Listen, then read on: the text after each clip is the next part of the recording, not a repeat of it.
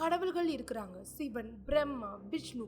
இவங்க எப்படி தோன்றினாங்கன்னு யாருக்குமே தெரியாது. ஆனா இவங்க 3 பேரையும் கட்டுப்படுத்தின, அடிமையாக்குன ஒரு பெண் இருக்கிறாங்க. அவங்கள பத்தின ஒரு அழகான கதையை தான் நாம இப்ப பார்க்க போறோம். அவங்க யாருன்ற கேள்விக்கும் சிறந்த பத்தினின்ற கேள்விக்கும் ஒரே பதில் தான். ஏன்னா கண்ணகி, சீதை அவங்க தான் நமக்கு சிறந்த பத்தினினா ஞாபகத்துக்கு வருவாங்க. அவங்க எல்லாருக்கும் மேல அவங்க யாரு? இந்த கதையை முழுசா தெரிஞ்சுக்கிறதுக்கு முன்னாடி நம்ம சேனலை சப்ஸ்கிரைப் பண்ணிருங்க.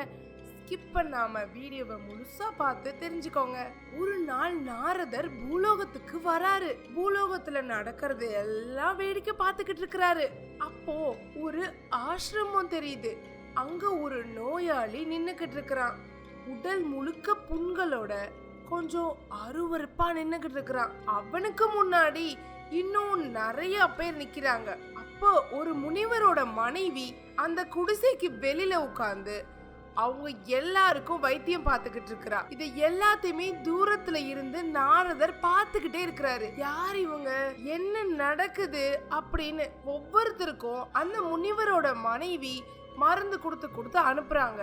இப்போ கடைசியா அந்த தொழுநோய் வந்தவன் அந்த முனிவரோட மனைவிக்கு பக்கத்துல போறான். அவன் ஆக்சுவலா இருக்கிற தருவாயில இருக்கிறான். என்னால ஒண்ணுமே முடியல, உடம்பெல்லாம் வலிக்குது, இந்த நோய் குணமாகுமான்னு கூட எனக்கு தெரியல அப்படின்னு ரொம்ப பரிதாபத்தோட உட்கார்ந்து இருக்கிறான். இவனை பார்த்த அந்த முனிவரோட மனைவிக்கு ரொம்ப கவலையாச்சு. ஒருத்தர் உயிரோட இருந்து இப்படி துடிச்சுக்கிட்டு இருக்கிறானே அப்படின்னு தன்னோட பக்கத்துல ஒரு கிண்ணத்துல தண்ணி வச்சிருக்கா. அந்த தண்ணிய எடுக்கிறா. மனசுல சொல்றா, நான் சிறந்த பத்தினின்றது உண்மைன்னா இவனோட நோய் சரியா போகட்டும் அப்படின்னு சொல்லி அந்த தண்ணீரை அவன் மேல தெளிக்க அந்த தொழுநோய் வந்தவனோட உடம்புல இருந்த புண்கள் எல்லாமே மறைஞ்சு போயிடுச்சு. அவன் மீண்டும் இளமையா ஆரோக்கியமான மனுஷனா மாறினான். இத பார்த்த நாரதருக்கு ஒரே ஆச்சரியம். அப்புறம் தான் இன்னும் கொஞ்சம் பக்கத்துல போய் பாக்குறாரு அந்த பெண் யாருன்னு. அவதான் அத்திரிசி முனிவரோட மனைவி அனுஷ்யா தேவி. அனுஷ்யா தேவி கிட்ட போய் நாரதர் கேக்குறாரு, உங்ககிட்ட அப்படி என்ன மகிமை இருக்கு, எந்த தண்ணீரை தொளிச்சிங்க அப்படின்னு கேக்குறாரு. அதுக்கு அனுஷ்யா தேவி சொல்றா, இந்த தண்ணில என்ன மருந்து இருக்குன்னு தெரியாது, என் வார்த்தையில உண்மை இருக்கிறதுனாலதான் அது பழிச்சதா நான் நினைக்கிறேன் அப்படின்னு சொல்றா. நாரதர் புரியலையேன்னு சொல்றாரு. அத்திரிசி முனிவரோட மனைவி நானு, என் வாழ்க்கையே அவருக்காக மட்டும்தான். அவர் சொல்றதுதான் வேத வாக்கு, எனக்கு தெய்வ வாக்கு. தினசரி அவரோட கால்களை நான் என் கையால கழுவுவேன். அந்த தண்ணீரை பத்திரமா ஒரு குடுவையில எடுத்து வைப்பேன். அந்த தண்ணி தான் இது. என்ன பொறுத்தவரையும் இந்த அவரோட கால்களை கழுவுன தண்ணி தீர்த்த தண்ணி. இதை தொளிச்சுதான் நான் எல்லாருக்கும் சரி பண்றேன்னு சொன்னான். அப்போதான் நாரதருக்கு புரிஞ்சது, அவளை பொறுத்தவரையும் அது தெய்வீக தண்ணி. ஆனா அவ சொல்ற வார்த்தை நான் பத்தினின்றது உண்மையா இருந்தா அப்படின்றது, அதனாலதான் எல்லாமே சரியா போகுதுன்னு நாரதர் நினைக்கிறாரு. இந்த அனுஷ்யா தேவி ஒரு நாட்டுல சின்ன பகுதியில வாழ்ந்துகிட்டு இருக்கிறாங்க. இவங்களோட புகழ் இந்த உலகம் முழுசும் வர சந்ததியினருக்கும் தெரியணும்னு நாரதர் நினைக்கிறாரு. சரி, அதுக்கு ஒரு சந்தர்ப்பம் வரும், அத அப்போ நம்ம பாத்துக்கலாம். ஆனா கண்டிப்பா உலகத்துக்கே இவங்களை பத்தி தெரியற மாதிரி நாம செய்யணும்னு நாரதர் அப்போ மனசுக்குள்ள நினைச்சுக்கிறாரு. இப்படியே கொஞ்சம் காலங்கள் போகுது. நாரதருக்கு ஒரு கடலை கிடைக்குது கொஞ்சம் வருஷம் கழிச்சு. கடலைனா நம்ம சாப்பிடுற கடலை தான். அதை வச்சுக்கிட்டு நாரதர் சுத்திக்கிட்டு இருக்கிறாரு. இந்த கடலை வறுக்கவே முடியாதுன்னு என்கிட்ட ஒருத்தர் கொடுத்தாரு. என்ன பண்றதுன்னு யோசித்தாரு. அப்பதான் அவருக்கு ஞாபகத்துக்கு வருது, இது அவர்கிட்ட கொடுத்தவர் என்ன சொல்லியிருப்பார்னா,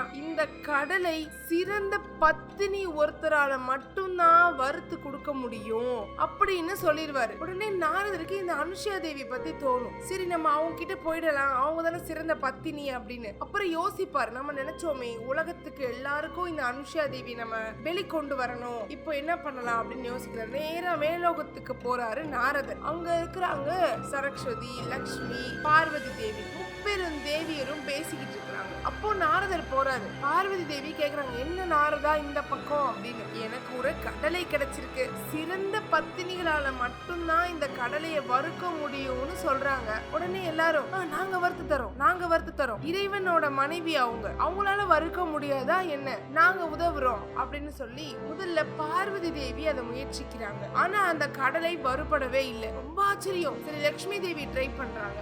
இப்ப லட்சுமி தேவியும் அந்த கடலையை வறுக்கிறாங்க. அவங்களாலையும் முடியல. ஒரே ஆச்சரியம். சரி, கடைசியா இருக்கிறது சரஸ்வதி தேவி தான், உமரோட மனைவியாச்சே, நம்ம இதை வறுத்து பார்ப்போம் அப்படின்னு வறுக்கிறாங்க. அவங்களாலையும் அந்த கடலைய வறுக்க முடியல. 3 பேருக்கும் ஒரே ஆச்சரியம்.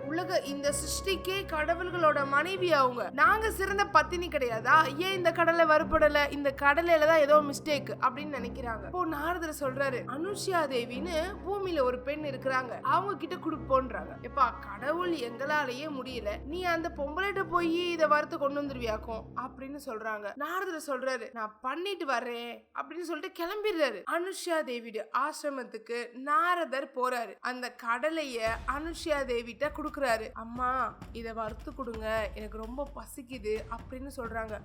அனுஷ்யா தேவியும் அதை வாங்கி வடச்சட்டில போட்டு வறுக்க அது சாப்பிடுறதுக்கு இதமா வறுபட்டு போச்சு. அப்போதான் நாரதர் சொல்றாரு, சிறந்த பத்தினியால மட்டும்தான் இதை வறுக்க முடியும்னு சொன்னாங்க, யாராலையும் முடியல, நீங்க வறுத்து கொடுத்துட்டீங்களே அப்படின்னு சொல்றாங்க. அனுஷ்யா தேவி ரொம்ப நன்றி நாரதரே அப்படின்னு சொல்ல நாரதரும் பறந்து போயிடுறாரு. இப்போ இத பார்வதி, லட்சுமி, சரஸ்வதி 3 பேர்கிட்டையும் போய் நாரதர் சொல்றாரு, பாத்தீங்களா, அனுஷ்யா தேவி இந்த கடலைய வறுத்து கொடுத்துட்டாங்க, இப்போ தெரியுது உலகத்திலே சிறந்த பத்தினி அனுஷ்யா தேவி தான் அப்படின்னு சொல்லிட்டு. உடனே இந்த 3 பேருக்கு ரொம்ப கோவம். அது எப்படி, எங்களை விட அவ சிறந்தவளா இருப்பாளா அப்படின்னு பார்வதி தேவியார் கோவத்தோட சிவன் கிட்ட போறாங்க. சிவன், என்னமா கோவத்தோட வந்திருக்கன்னு கேக்குறாங்க. பார்வதி தேவி சொல்றாங்க, உலகத்திலேயே சிறந்த பத்தினி ஒருத்தி பூலோகத்துல வாழ்றாளாம், என்னைய விட சிறந்த பத்தினியா, அவ அது எப்படி பெரிய பத்தினியா இருப்பா, நீங்க போய் அவளை சோதிச்சுட்டு வாங்க அப்படின்னு சொல்றாரு. சிவனுக்கு ரொம்ப குழப்பம், என்ன இவ இப்படி சொல்றா அப்படின்னு. இந்த பக்கம் மகாலட்சுமி பெருமாள் கிட்ட போறாங்க. பெருமாள், என்னாச்சு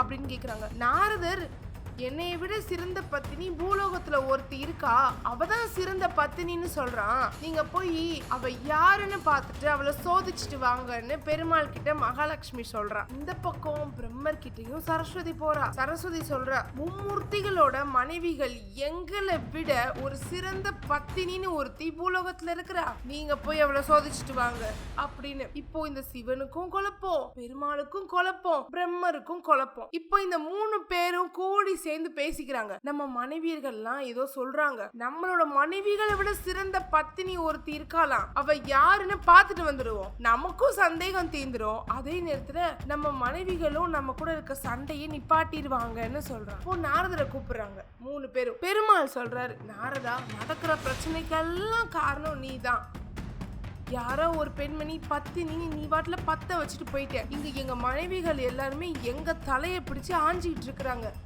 யாருப்பா அந்த பெண்ணு, அவங்க வீடு எங்க இருக்கு, நாங்க போய் பார்த்துட்டு வரோம் அப்படின்னு பெருமாள் சொல்றாரு. நாரதர் சொல்றாரு, வாங்க உங்க ஆசிரமத்துக்கு நான் கூட்டிட்டு போறேன் அப்படின்னு சொல்றாங்க. பூலோகத்துக்கு இப்போ சிவன், பிரம்மா, விஷ்ணு எல்லாரும் வராங்க நாரதரோட வழிகாட்டலோட. நாரதர் சொல்லி அனுப்புறாரு, அதோ பாருங்க ஒரு குடிசை தெரியுதா, அதுதான் அத்திரிசி முனிவரும் அனுஷ்யா தேவியும் வாழ்ற குடிசை, அங்க போங்க, அந்த முனிவர் இப்ப வெளியில போயிடுவாரு, போனதுக்கு அப்புறம் நீங்க அந்த அனுஷ்யா தேவியை போய் பாருங்க, அவங்க பத்தினியா இல்லையான்றதை நீங்களே சோதிச்சுக்கோங்க, ஆனா ஒண்ணு கவனமா இருந்துக்கோங்க, அவங்க ஒரு தொன்னையில ஒரு தண்ணி வச்சிருப்பாங்க, அதை அவங்க எடுத்துட்டாங்கன்னா நீங்க ரொம்ப கவனமா இருந்துக்கோங்க சொல்லிட்டேன், சரி நீங்க போங்க அப்படின்னு சொல்லிடுறாரு. சொல்லிட்டு நாரதர் கிளம்பிட்டாரு. இப்போ இந்த 3 பேர் என்ன பண்றாங்கன்னா, ஓ இவங்க தானே அந்த பெண்மணி, சரி 3 பேரும் ஒரு முனிவரா மாறிடுறாங்க.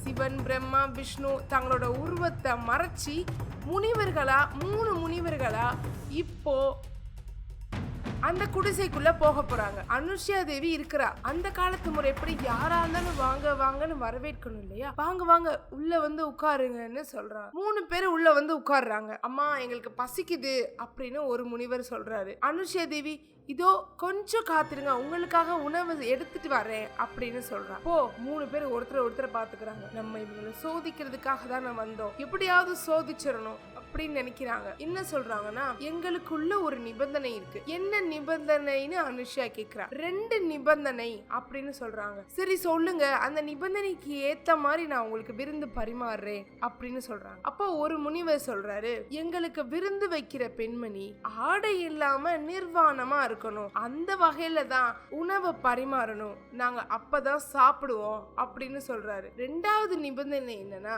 பிறந்த பச்சை குழந்தைகள் சாப்பிடுற உணவை தான் நாங்க சாப்பிடுவோம்னு சொல்றாரு. அனுஷா தேவி காதுல இந்த 2 நிபந்தனை விழுது. ஒண்ணு, அவ நிர்வாணமாகணும், இன்னொன்னு பச்சை குழந்தைகள் சாப்பிடுற உணவுனா குழந்தை பிறந்தோடனே தாய்ப்பால் தான் குடிக்கும். அதுக்கு என்ன செய்யறதுன்னு யோசிக்கிறாங்க. அவங்க கலங்கவே இல்ல, சிரிக்கிறாங்க.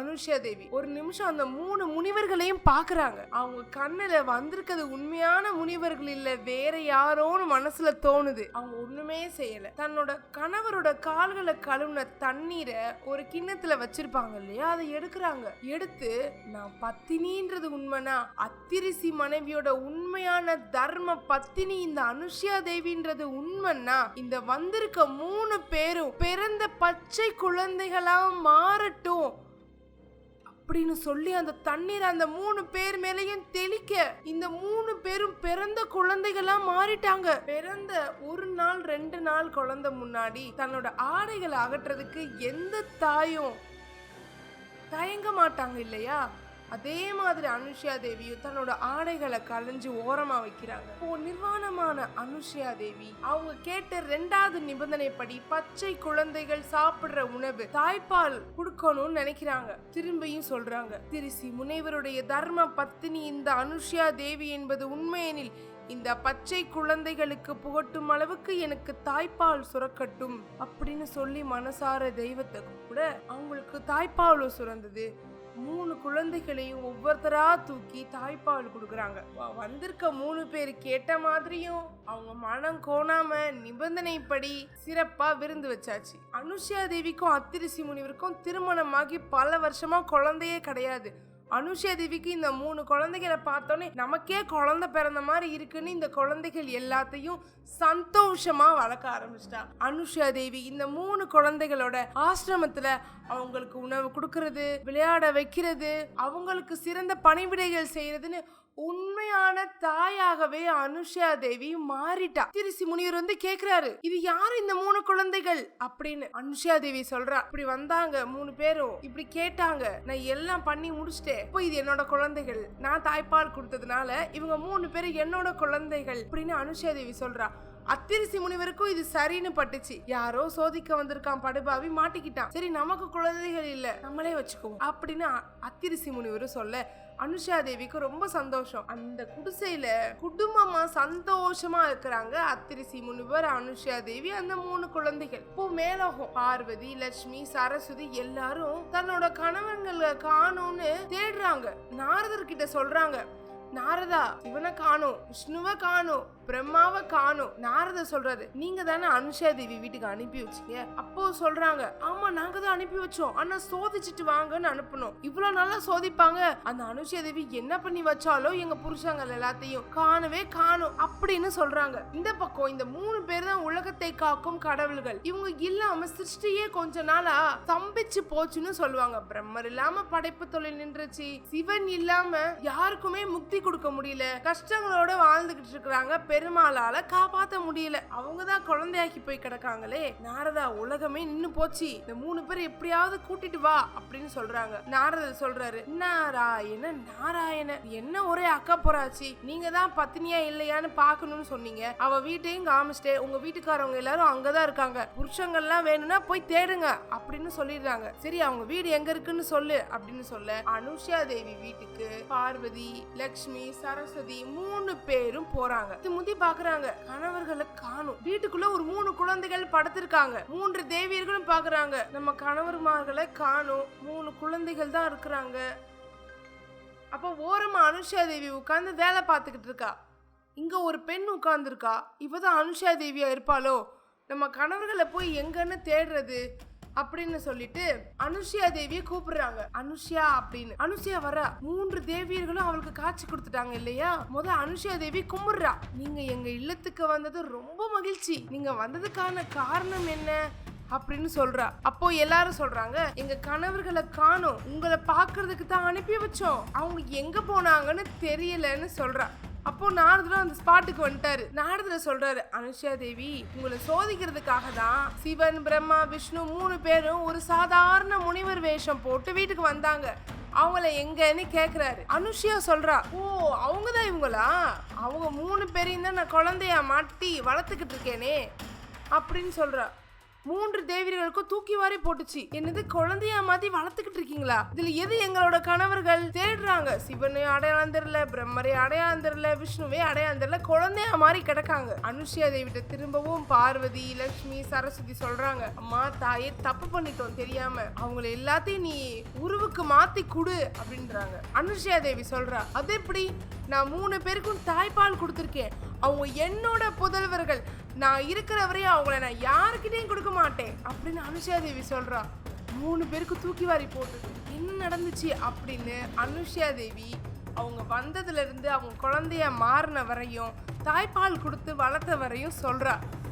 3 பேரும் அனுஷா தேவி காலில் விழுந்தாங்க. அம்மா, உன்னை பத்தினியான்னு சோதிக்கிறதான் அனுப்பணும், நீ தெய்வத்துக்கே தாய்ப்பால் கொடுத்து அதை விட சிறந்த புனிதமான தகுதியையும் பதவியையும் அடைஞ்சிட்ட. தெய்வத்துக்கெல்லாம் தெய்வம் நீ, தெய்வத்துக்கெல்லாம் தாய் நீ, தயவு செஞ்சு எங்க தப்ப மன்னிச்சிரு, எங்க கணவன்களை எங்க கிட்ட கொடுன்னு கேக்குறாங்க. இப்ப மறுபடியும் அனுஷா தேவி தன்னோட கணவரோட கால்களை கழுவுன தண்ணீரை ஒரு கிண்ணத்துல வச்சிருப்பா இல்லையா, அந்த கிண்ணத்தை எடுக்கிறா, தண்ணீரை எடுக்கிறா. நான் சிறந்த பத்தினி என்பது உண்மையெனில் அத்திரிசி முனிவரின் மனைவி இந்த அனுஷியா தேவி தர்ம பத்தினி என்பது உண்மையெனில் இந்த 3வரும் அவருடைய சொந்த உருவிற்கு வரட்டும் அப்படின்னு அந்த தண்ணீரை குழந்தைகள் மேல தெளிக்க 3 குழந்தைகள் இப்ப சுய உருவுக்கு வந்தாங்க. சிவன், பிரம்மா, விஷ்ணு 3 பேர் குழந்தைகள்ல இருந்து மாறி வந்தாங்க. பார்வதி, லட்சுமி, சரஸ்வதி எல்லாருக்கும் ஒரே சந்தோஷம். சிவனும் பிரம்மா, விஷ்ணு எல்லாரும் சொல்றாங்க அனுஷா தேவிட்ட, அம்மா உங்களை சோதிக்கிறதுக்காக தான் வந்தோம், ஆனா நீங்களே எங்களை குழந்தைகளா மாத்தி இந்த உலகத்தையே மறக்க வச்சிட்டீங்க. நீங்க காமிச்ச பாசத்துல எங்க வேலைகள் எல்லாத்தையும் விட்டுட்டு இங்கேயே உங்க கூட இருந்துருவோன்ற அளவுக்கு நாங்க ரொம்ப உங்க கூட பாசத்தோட பழக ஆரம்பிச்சிட்டோம். நீங்க எங்களுக்கே தாய் போன்றவர் அப்படின்னு சொல்லி 3 பேரும் வணங்க. நாரதர் சொல்றாரு, இப்படி ஒரு கதை உருவாகுன்ற காண்டிதான் நான் இந்த நாடகத்தையே நடத்தினேன். இனிமேல் சிறந்த பத்தினின்றதுனாலும் சிவன், பிரம்மா, விஷ்ணுன்ற 3 பேருக்கும் தாய் யாருன்னாலும் நாம ஒருத்தவங்கள தான் சொல்லுவோம், அவங்க அனுஷா தேவி.